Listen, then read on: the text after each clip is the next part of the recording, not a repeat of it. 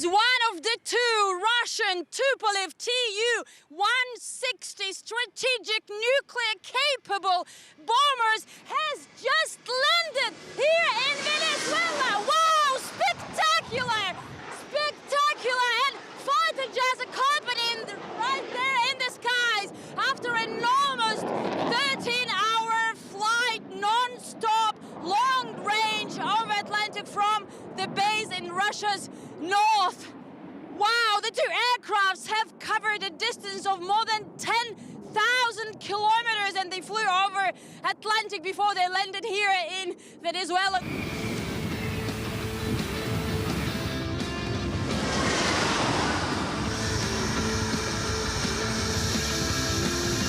Tu-160 is supersonic strategic bomber, Black Jack, under NATO classification known in Russia as White Swan.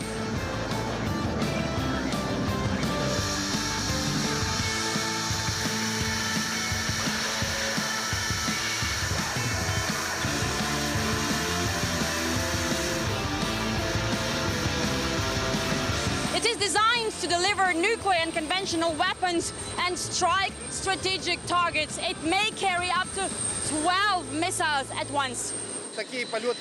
Such flights are useful to us. Within Russia, we can conduct long-distance non-stop flights, but not one like this. The aircraft crossed an ocean and passed through different latitudes, which is useful for training and demonstrating aircraft reliability. This visit is part of a very close military cooperation between the two countries. Russia is Venezuela's army #1 provider, with its helicopters, fighter jets, rocket complexes and other weaponry being in active use by the country's armed forces for years already under multi-billion contracts. The country's defense minister has come to the airfield to personally greet the Russian pilots. Our armed forces have improved their combat readiness. We are constantly working to raise our game and ensure that we have a modern military capable of defending the country. Russia and Venezuela have already conducted numerous joint military drills, and later this week on Wednesday, these two White Swans are expected to leave to the air as part of yet another Russian-Venezuelan military